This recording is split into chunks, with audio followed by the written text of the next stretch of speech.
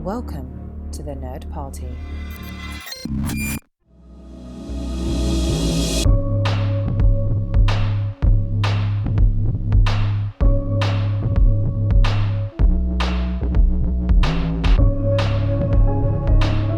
Hello everybody at home and welcome to Houselights, House of Bluth, specifically Don Bluth, as we talk about 1989's All Dogs Go to Heaven, starring the one and only Burt Reynolds. And yes. This is going to be an interesting episode because this was a movie that I owned on VHS. And when I watched it in preparation for this podcast, I asked myself the question, why on earth did I own this on VHS? So I'm your co-host, Tristan Riddell, and with me, as they always are, is Darren Moser and John Mills. Now, Darren, this is you championed for Don Bluth. And so I want to know, did you have a connection to All Dogs Go to Heaven? Or was this one that you missed? Or were you a Bluth fan when it came out, when you're like, oh my God, I got to see the next Don Bluth film in 1989? Or what did you know? I'll be about honest, it? that would have been precocious for Darren at that age, I think. I was gonna say, I'll say two of the three movies that were really on my radar for Don Bluth we've already hit, and the third one is not this one. So this was not on my championship list. Honestly, I could not remember the plot at all. It had been forever, and so I'm like, well, let's give it a shake. And really glad I wasn't also thinking, let's see if the kids like this one too. No, let's just pre-watch it because oh my gosh, this movie is a trip. But this one again, I've seen the part I've seen clips of the most is like the very end goodbye between Charlie and Anne Marie, and it's still very moving. Like, it's a very moving scene, especially in the context of what happened with the actress. But and Burt Reynolds' voice is the tops in this whole movie. I will give it that. It's very well voice acted. But yeah, there's a lot of crazy stuff going on in this movie, and it's unfortunately, I feel like our trajectory in Don Bluth is going downhill, and this movie is not going to help that at all. But I love that. So Spielberg was going to produce this one, but Bluth was basically sick of his crap. And was tired of his association. Blurbs, where Don Bluth is like, I really hated having to do what Spielberg told me and making crap tons of money. Darn, Don. We all wish Spielberg would tell us what to do. But see, you can't put a price on artistic integrity. And when a director has the price is low. In the box office is what the price is. When a director has a vision like this, and the thing is, the thing is, I want to go back to something you said where you had forgotten the plot, and I'd like to offer that possibly Don Bluth did too, because I'm not entirely sure what happened. There were dogs, there was talking.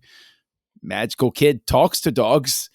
Sure, there's a whole society going on that's complete mirror of human society, but somehow money is important, but also not at the same time.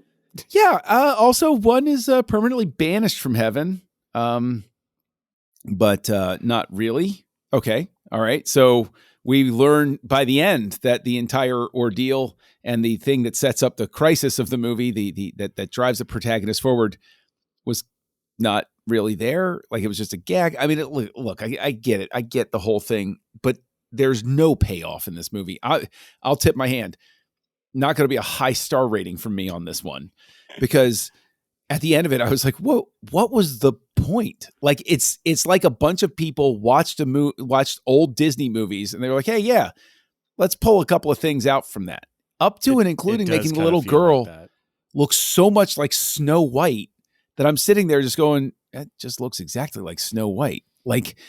I know the haircut's different and everything like that, but like it's almost eerie how much it evokes Snow White in terms of like the way she moves and the way that like even the color palette for the character is just evocative of it. And I was just like, it was odd. It really is like this movie exists as a tribute to childhood memories of things they appreciated in old Disney movies, with the added layer of the fact that all of the main characters are criminals and terrible people. Like, yeah, like though I just who would a kid relate to in this movie? The little girl, I guess? Question mark. The little girl that was captured by a gangster, locked in a basement where she begged to go outside and see the sunlight. Yeah, that's the one. That's the one. Okay, yeah, that's the one. Yeah, I think right. that was the moment that I actually texted you, John, where I said, "Who hurt Don Bluth? What was his childhood like that made him want to tell stories like this?" It doesn't seem happy. No. Yeah. So, John, when did you first see this? Did you see this as a kid? Nope. This is my first viewing of All Dogs Go to Heaven. Oh. Mm-hmm. Man, so you didn't even have a nostalgia filter or anything like that? Not a bit. I remember ads for it at the time, like way back when. And at this point, I'm very thankful that I'm the old man of the group because I had aged past this by the time it came out. You know, I was already watching Die Hard and Batman and all of those things. And I was like, I wasn't going to go see All Dogs Go to Heaven. And I'm grateful. I feel like I dodged a bullet on this one. So, you know. I think this came out the same weekend as Little Mermaid, which, oof. Great release window timing. Well done, everybody. I mean, take a granted, lap. The two before, he's gone up against them and done decent. But this one just happened to be the kickoff of the little known thing as the Disney Renaissance and promptly squashed. There should have been some corporate spy somewhere who, like 4 months out, was just like, we got to change it. I saw a rough cut. No, we can't do this. Yeah, that telex, like, no, you know what? Now I want to create a movie where it's like the story of the guy who saw the rough cut that was going to tip off Bluth in the studio.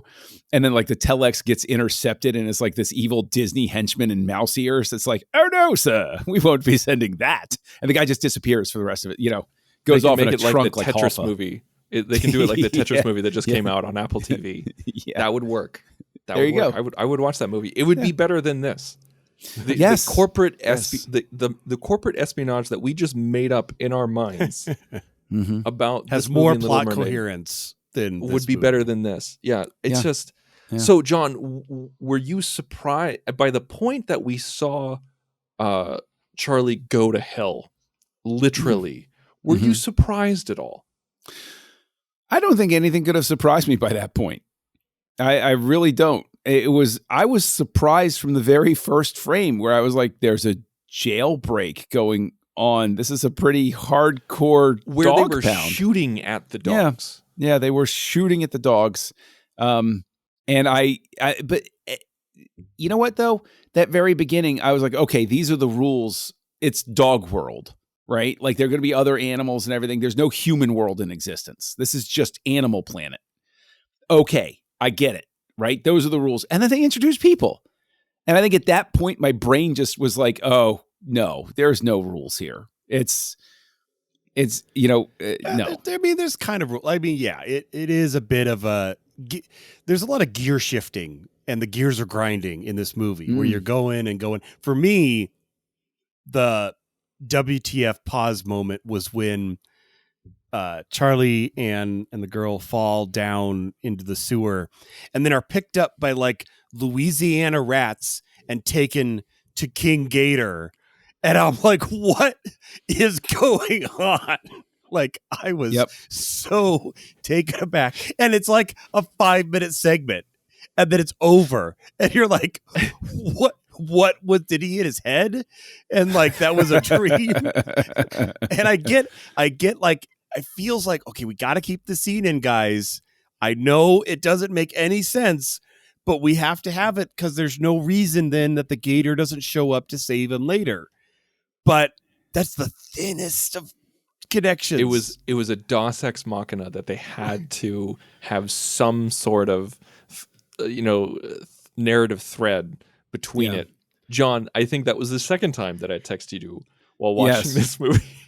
I won't quote the exact language because it's not fit for this show, but it was, "What the bleep am I watching?" I think was the text message that I got. Yeah, an alligator is singing for no reason. And my reply in all caps was, "None at all." Like, yep, there was, look, I mean, the thing is, like, how boring is it to sit here and just like curb stomp this thing? Because I could do that. I will do that. But I mean, I'm dying to know, like, I didn't even get, I was like, okay, well, there's music at least. Sometimes the music can redeem a movie. But while it was a bold choice to have Mr. Reynolds sing his own parts, I don't know if it was the best choice for Mr. Reynolds to sing his songs. And that really pisses me off because I believe that Burt Reynolds as Charlie is fantastic. His performance is really well done. Like, especially as an actor as well known as Burt Reynolds, and him being known as kind of a cad and a loose cannon certain times and kind of gruff, you'd think that he would just kind of blow off a voice acting assignment. But he didn't. Like, he didn't at all. Like, he really brought his A game. No, and apparently behind the scenes, Dom DeLuise and Burt Reynolds have a friendship because they've been in so many movies together. And they recorded their lines together in the same room and actually did some improv here and there. And Bluth said that they came up with stuff that was better than the script. And I think from scene 1, when they're breaking out of prison, like, you can really tell that they're recording in the same room together. And I don't think a lot of people know how rare that is in animated movies, to actually have people record lines together. The cast of Futurama does it all the time, where they're all in the room together, which I think is fantastic. But it's very rare. I mean, yeah, I would say I totally agree. I think Burt Reynolds, Dom DeLuise, and Judith Barcy, they are voice acting. It's amazing in this movie. And even Dom, like, I feel like this, maybe it was the role, like, Itchy is kind of tampered down a little bit of the Dom craziness, like, versus the Crow in Secret of Nim, which was just bouncing off the walls. This is at least like, and maybe it's because even though Itchy is Charlie's best friend, he progressively spends more and more in time with Anne Marie. And so we get less and less Itchy time. And so that kind of balances it as far as just screen presence. John, what did you feel about the chemistry between Itchy and Charlie? Did you feel the friendship there from the voice actors, or did it not come through for you? For that, I'm biased, simply because of the fact that I grew up watching Cannonball Run. And I knew that Burt Reynolds and Dom DeLuise were friends. They had a natural screen chemistry to begin with. It had been established in everybody's brains well before this movie. And so I can't answer honestly, because in my brain, I'm like, well, of course they sound great together because they're Reynolds and DeLuise. They're the greatest thing. And okay, fine. I'll watch Cannonball again. Jeez, you twisted my arm. Hey, listen, I'm not vouching for Cannonball Run. I'm sure that there is a lot of humor in that's very cringe by today's standards. Oh, there totally is. But it's a guilty pleasure to be had for sure. But at the same time, it's like you can tell during that entire film that Reynolds and DeLuise are just having the best time of their lives, just hanging out and having fun. So yeah, all that to say, I don't think that they had any trouble with chemistry because it was well established before.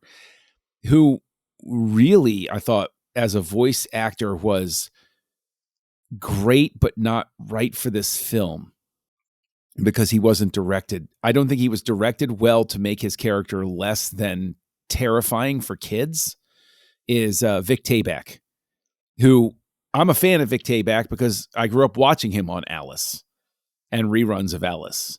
And so I knew him and, enjoy him as a character actor growing up.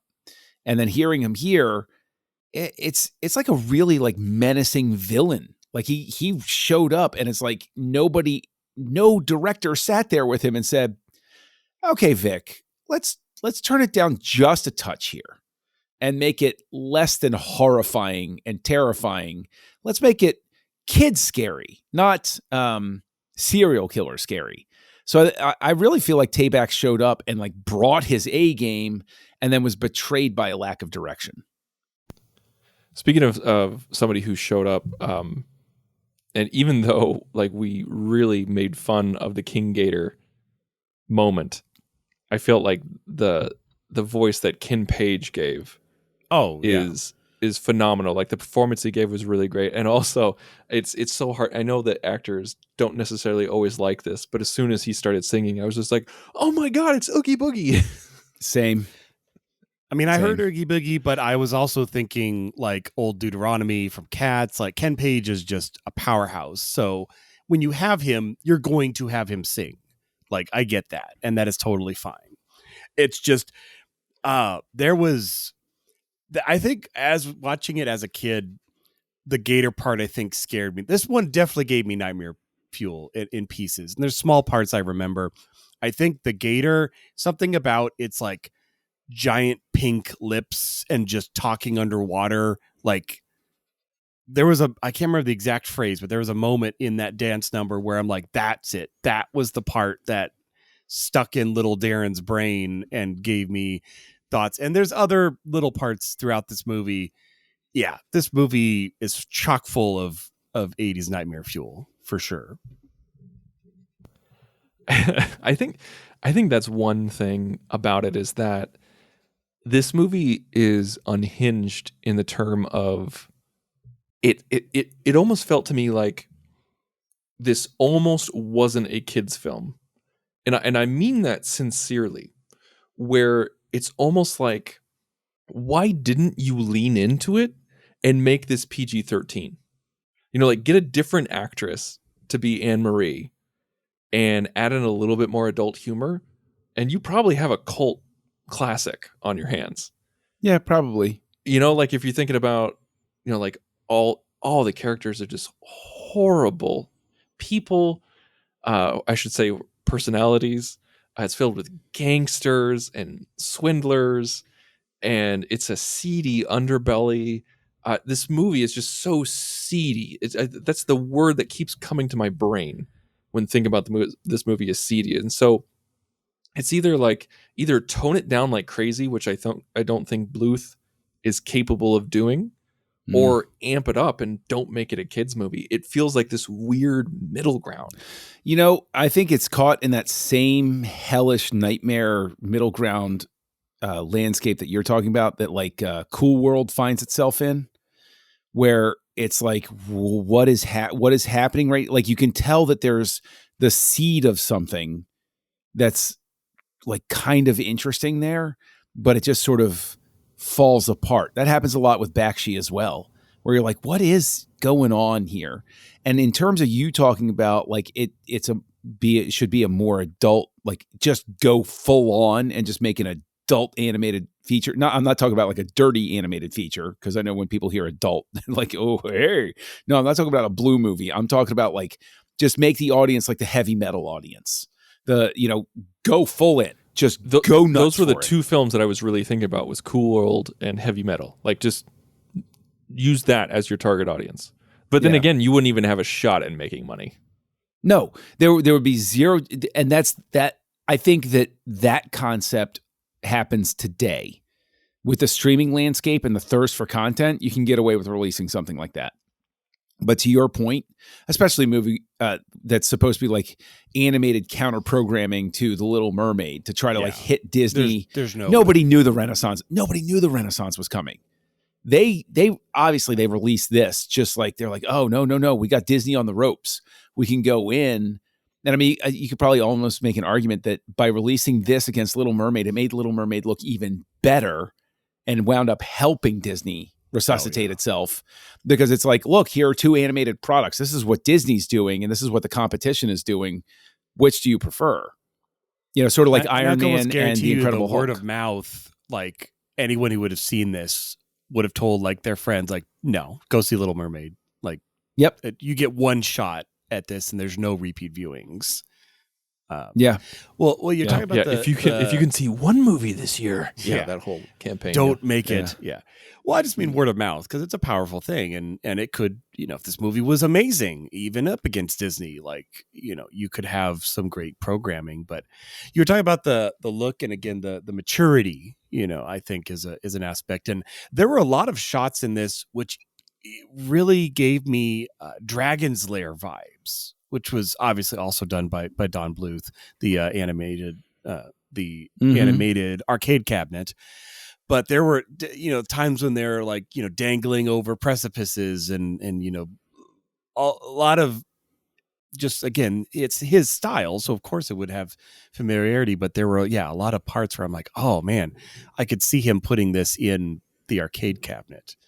Not saying make all gogs go to heaven into a game like that, but it just like when we pick up parallels in Williams music, like I started to pick up parallels like that in the types of shots that were in this. It was very similar. It's so much so that the bubbles coming up from the water was reused from Land Before Time in the opening. Yeah, I did notice that. Yeah, some shots I'm like, this kind of has, or when they went to hell and it was like all the dinosaur stuff and the rocky ground, and I'm like, did they just redraw over shots from Land Before Time? Because it kind of had a similar vibe, but could be. So, okay, before we start going harder into the weak points. Oh, Lord. So, okay. So the voice acting we thought was stellar. Darren, you talked about the shot selection. You didn't quite exactly give it praise, but you talked about how it's very much in the style of Bluth film. Like this looks like a Bluth film. John, knowing that this looks like a Bluth film, what did you think of the atmosphere of it? Like, did you think it was consistent? Did you think it was coherent? Give me a vibe check here. I mean, coherence loaded, because I suddenly want to start making jokes about how incoherent the movie is. But in terms of atmosphere, no. I think the movie doesn't know what the hell it wants to be. In a sense. I mean, it knows what it wants to be. Even visually, you feel like it's all over the map. No, I called it out before, because I think that the way they animate Anne Marie, the whole time I'm sitting there, like it felt like that character was animated for a different studio, like Disney, and then like matted into this. Like it was jarring how different Anne Marie felt visually from the rest of the film. And I also thought that there were differences between, in execution between the heaven part and the world part and the underwater part. You could feel the sense of different teams working on things. Is it all competently done? Yeah, of course. But is it coherent? No, I don't think so. Darren, was there anything else that popped out to you where you're just like, yeah, this movie gets this right? Not just the voice acting, but it is like it really nails something. I mean, it's the most accurate depiction of dog heaven that I've ever seen. So, did you see the Mickey Mouse watch and I did, as they're panning by? I'm like, oh, why is that there? But yeah, no, it's, again, I think what you guys said about it feeling like it pulled from a whole bunch of different things. I mean, the fact that when because I watched the credits, partly to listen to the song, but also when it said story by and listed 10 people, I was like, yeah, that feels very true. But I will say, like, yeah, again, the heaven parts. Like I got major, Mr. Toad's Wild Ride, Mr.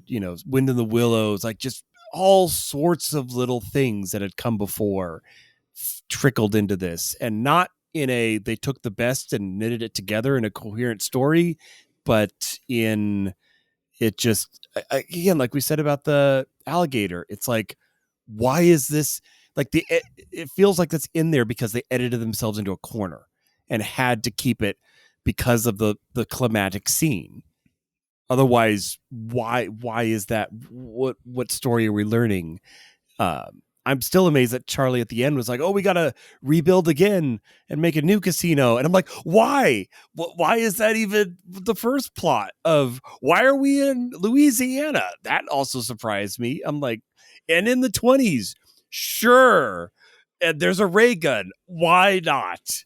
It's just the ray gun pushed me over the edge.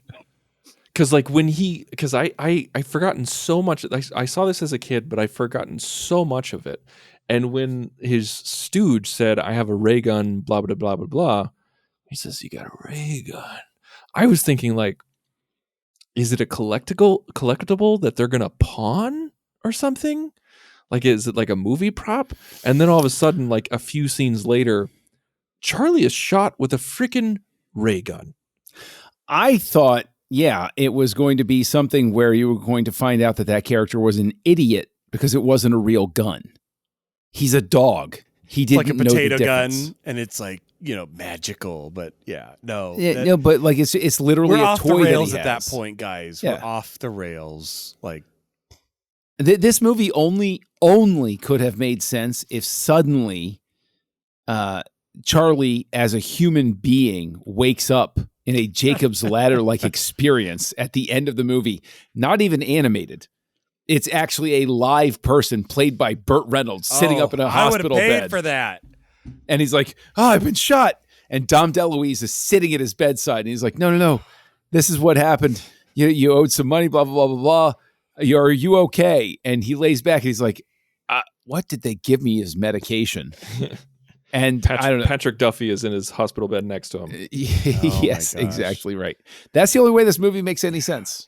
Well, and again, in the end, like, like he had the dream about going to hell, but then in the end, when he kind of comes back, it's fairly clear by the giant, devil dog and the red lighting that he didn't come back from heaven to say goodbye to little, and I'm like, what is going on? What is happening? And then again, with a magic wave, the angel dog is like, okay, we gotta have the happy ending. You're back. And I'm like, I know we said no, and we had stakes, but those stakes don't matter. We're good. Yeah. So Darren, you talked about how this had like 10 writers on it, or 10 people who were contributed to the story. The original concept for the movie was called Canine Mysteries, or it might have been called Canine Detective, and it was a Burt Reynolds spoof film where he's a detective dog living in a junkyard trying to rescue a female dog from a nasty rich Texan and his goons. And it was going to be, they wanted Burt Reynolds to voice Charlie, or this, whatever this detective's dog name was going to be, because it was going to be a spoof on Reynolds' older movies. I would have watched the hell out of that movie. And I'm super sad that didn't make it. John, like, being a Reynolds fan, like, would that have made sense? Would have been too on the nose? Would have been better than this? What do you think? It would have been better than this. And even though it would have, like, let's say we're watching it now in 2024, it becomes a time capsule movie, but it becomes a fun time capsule movie because you get what's anchoring it. And it has a point. So, yeah, that would have been better. Darren, what do you think? Yeah, I mean, yeah, I read that too about the anthology movie. I had totally forgotten that there was a sequel and a TV show of this, All Dogs Go to Heaven 2, and the series, but that's neither here nor there. For this, yeah,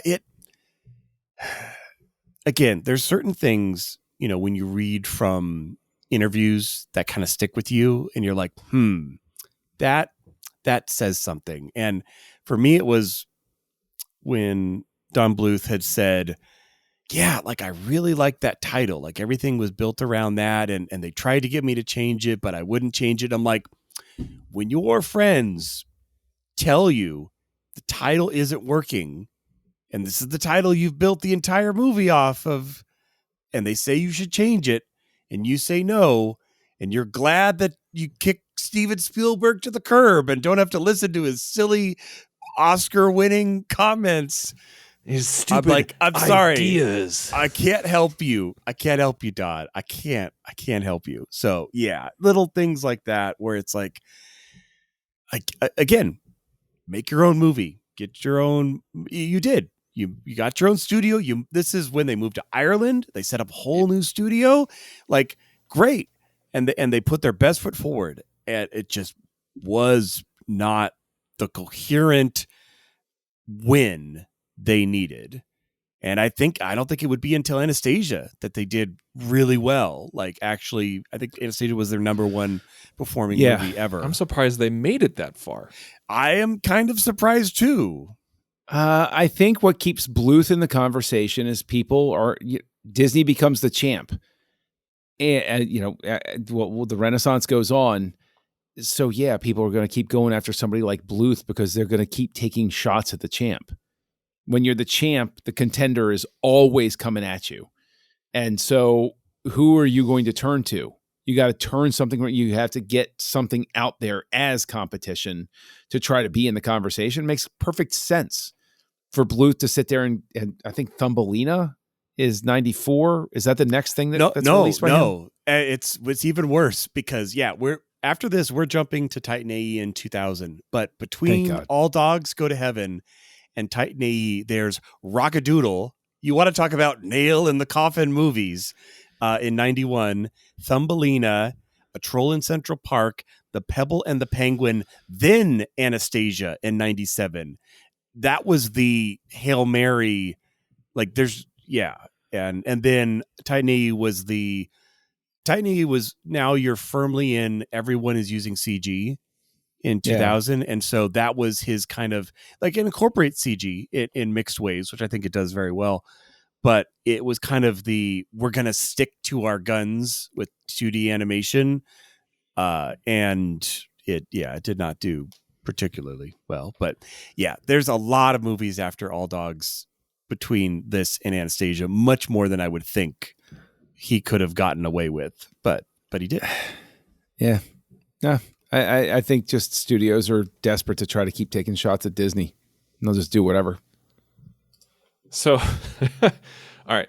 So, All Dogs Go to Heaven had a budget of $13 million. That is not much. That's like for 1989 and for an ambitious animated project. That's not that much. It barely doubled its budget. So they eked by with a profit. And we're just talking about like everybody got grocery money and then maybe a little extra beer money on All Dogs Go to Heaven. And the Mouse spent $40 million. So more than double the budget of All Dogs Go to Heaven went into The Little Mermaid, but they made $235 million in 1989. Yeah. That has the buying power of almost $600 million today. Mm-hmm. It's just, you cannot compete and do. Okay, so I know the answer to this question. I know the answer to this question, but I feel like I have to ask it. We're talking about this movie because we're in the House of Bluth. Would this movie, like say Little Mermaid didn't come out? Yeah, like they were doing every other year, because they're trying to still gain up speed, and this is the year for Dawn. Yeah, Mermaid was next year. Yeah. Mm-hmm. Came out in 1990. We're in an alternate universe. Would more people talk about this movie if it didn't get blasted out of the sky? Or is there just nothing there to talk about? Honestly, I think that maybe a few more people see it, but that just, I think, means a few more people dislike it. Word of mouth kills a movie. And I think word of mouth killed this and would have killed it anyway. Maybe it ekes out and it crosses like the 30 million mark, but I don't think that there's enough word of mouth to carry this. No. Yeah, I agree. I don't think something like Secret of Nim. I think if Secret of Nim or something was dropping with the coherence of story and kind of what it was trying to do and push in animation, I think it would have a much firmer shake. But I just, at the end of the day, is it a story that you want to see? And it's not. I think that's a solid way to put it, Darren, because I was talking with my wife. I was just like, okay, well, I'm gonna go downstairs and talk about All Dogs Go to Heaven now. And she's like, is that something that the kids would want to watch? And I was like, no, not even a little bit. And they're like, she said, because it's too scary. I was like, not even because it's too scary. I mean, it is. It's too stressful. Again, it's a Don Bluth picture. It's too stressful for modern day children. It's too scary. The dog goes to literal hell. But at the same time, there's no reason to watch it. There's no reason for me to show this to my kids. I mean, back when this came out, we had like 4 channels on TV. So if it was on, you probably would watch it because it was on. We have almost limitless options of what we can watch and what we can show our kids in 2024, the year of our Lord. But so I think I don't want to talk about this anymore. Where would you put Lance Reddick? Because I know where I would put him. In fact, I'm going to go first. Do it. Go first. We'll give our Lance Reddick pick, and then we'll give our final ratings. I honestly think, as much as I love, and if this is your first time listening, we just all 3 of us just love Lance Reddick so much that we came up with this game of where we would put Lance Reddick in the movie. And even though I love Burt Reynolds' performance, I think Reddick would have made a fantastic Charlie in this. I think he would have made a superb lead, and that's where I'm putting him. Fair. I'll go ahead and go next. I will say that I would replace Vic Tayback and make him Carface Carruthers. Ooh, that's a good one. Because that's a performance that could need replacing. Yeah, that's a solid answer. Thank you. For me, oh gosh, what was his name? I'm gonna have him be the sidekick dog, not Itchy, the bad sidekick dog. What was it? He had like a ferocious name, but he wasn't a ferocious person. Oh, was that this Killer? Yeah, Killer. Charles Nelson Riley's character? Yeah. I was gonna have him be Killer. How dare you? His name Fidgety Dog. The design of that character changes then, because that dog looks like Charles Nelson Riley. Well, that's true, but yeah, no, I would like to see, that kind of sniveling sidekick role for him. That's fair. Interesting. That's fair. All right, since I'm leading this week, and 'tis tradition. Oh, jeez. I'm making Darren go first with his star rating. I cannot wait to figure out what we all give this. Yeah. It's a 1. It's a 1 for sure. I only reason I didn't write it ahead of time in our form is because I thought maybe there's been times where we've all talked about a movie and after talking about it, we're like, okay, there's a little bit there. I think we all agree with the voice performances are the best part overall for sure. But I think we've kind of said all of our piece. The only thing that I kind of, in the last bit of what we were talking about stories that we want to see, even being darker, it made me think of like some of Tim Burton's work. Like Tim Burton is also a director where, if you're going to watch Frankenweenie or, Corpse Bride, like you're going to get not a Disney picture. You're not getting, Snow White and singing and dwarves, and it's a different vibe. But it's also, he's really good at like you can tell he believes in those stories. Other people it may not be their favorite, but he has found his group. I will say that kind of feels like the big difference then with Don Bluth is, yeah, I'm sure there's people who love Don Bluth. I'm sure there's always that fan club, but on a mass market level, these stories that they're running with, and I get it, it's hard because it's animation. And this is like half a decade of pop to churn these out. Like, you're not pivoting on a dime. Like, if it's and we've talked about many points in this story where you could tell they got caught and they had to keep it in, or just for padding because the movies are so short. Like, I would have taken out the Gator sing and dance number, but now we're like, we're drifting towards an hour. You can't have an hour as your animated movie in a theatrical release. Like, people wouldn't take it seriously.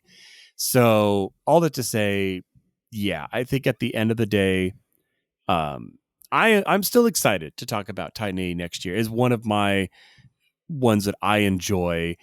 I'm not going to guarantee it's a good movie it's better than this for sure. But I do feel that Don put his full chips in and really went with what he loved in a way that I don't think we've seen for a couple of chapters. So yeah, all that to say, we're 1 pocket watch rating for All Dogs Go to Heaven. And if you watch this movie as a kid and didn't immediately go out and hug your dog and like say, I never want you to die, like, oh man, so much nightmare fuel. John, what's your answer? Having a tough time because I don't want to give it a 0 because I think that's just mean. And I don't think I've ever given a 0. I almost wanted to give it a 0. Can we give zeros? Like, I'm going to follow Tristan's lead though, and I'm going to say that the cast is trying. That's true. I can't give it a 0 after that voice cast. Well, you also can't give half stars. And I've been trying. I was talking with somebody at work. I was like, my friend Darren, he doesn't give half stars because it is kind of cheating, and I get that. But this time, because I don't want to give it a 0, I'm going to give it a 0.5 because for my usual joke reason that I am unaware of anybody dying accidentally tied to this film, which would be very difficult for an animated feature. So that's a 0.5 from me. The last 0.5 that was given on this podcast was by me with Moon 44. That's correct. Yep. Moon 44 feels like a glorious plot compared to All Dogs Go to Heaven. I want to go. I'm going to give this a 1.5. Mainly because... Whoa, Tristan, be calm with your generosity, my friend. Wow. Mainly because the last film that I gave a 1 was Mad Max. All Dogs Go to Heaven didn't piss me off as much as Mad Max. And so that's my gold standard. Like, that's my 1-star movie standard is Mad Max, because it just made me freakishly angry. And with Moon 44, you're just like, how on earth did this get made? This is not a film. And that's why I got less than a 1. Well, Moon 44 was almost a bad, it's good. Like, there's a bit of that in it. Like, no. I'm going to be Team Tristan on this one. I'm one. going back to the tape. I'm going to go back to the tape. Strong disagreement on that one. And so, yeah, I think I gave Cobra a 1.5, and I was like, that feels about right. This feels like in the lane of how I view Cobra. See, and I'll tell you why I go with the 0.5 is because even a 1, to Darren's point about like, oh, so bad it's good. There, I could see something where like I get drunk enough one night, I'm like, screw it, I'll watch Moon 44 again and see. Do I hate it as much? Yeah, it's a hate watch. Like a 1 is like a hate watch. John. Thank you. I knew we were friends. It's like hate watch territory. Yeah. Man, not a chance. I will pull out a fingernail before I watch All Dogs Go to Heaven again because it would be more pleasant. Wow. That's intense. Yes. Okay, it's hyperbole. I'm overstating the point. I wouldn't actually harm. There's no risk of self-harm from any of the hosts on this show, everybody. It's okay. It's okay. All right. Well, there you go, folks. That was our episode. This was, oh my gosh. I hope you enjoyed listening to us trash on All Dogs Go. It really felt like punching down. And that was another thing that was weird. Like sometimes they walked on all fours and sometimes they walked on two legs. And then there was a literal boxing match between Charlie and the bad guy.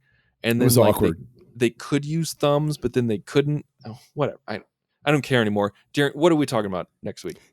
Why do you keep talking about All Dogs Go to Heaven, Tristan? You're free. You're done. You don't have to talk about it anymore. It's over.